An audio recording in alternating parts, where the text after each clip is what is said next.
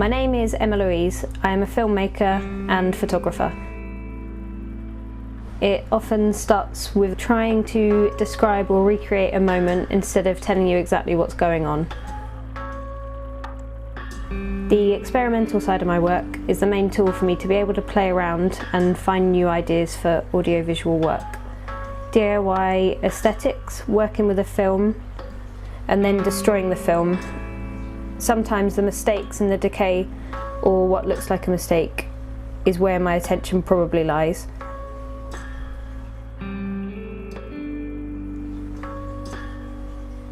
I'm a very photographic person. The cinematography is always important. It will be the starting point for me to explore what it is I'm trying to say.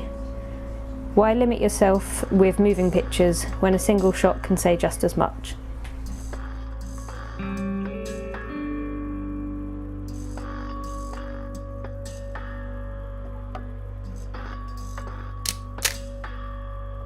I love playing around with different film and formats. I don't even think I ever had a Polaroid camera, but you go back from everything that you would have watched being a child, and Polaroids are just there. They're somehow embedded in memory, I think. They're like a bit of a memento. And my great-nan gave me my first 35mm camera that is about to go into retirement because I'm terrified of it getting completely broken. This camera has been at every photo shoot I've ever done because I know the ins and outs of this camera and I know exactly how it will look. I'm getting to the point now where I have been shooting for over 10 years, so I've got over 10 years worth of negatives, photos, pictures, Polaroid, Super 8 film.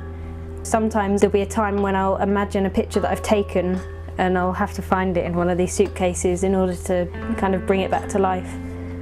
There's all these pictures, there's negatives and rolls of film, but I can pretty much remember taking every shot I've ever taken. If I look at a picture that I've taken, I will remember how it felt to look through the viewfinder. I can remember framing it up, getting the exposure, and it's just something about looking through the viewfinder that just takes you back to where the picture was taken. One of my first ever film teachers gave me a Super 8 camera to shoot with, and I remember going out and shooting in a cornfield.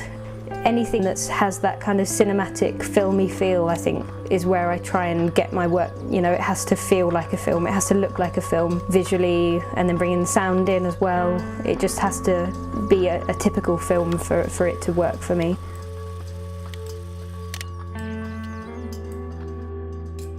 Every part of the filmmaking is important. Even on the bigger projects, I like to do a bit of everything. The editing, I'm really enjoying at the moment. It's just as important as the shoot itself. Crafting that story in the edit, it changes so much.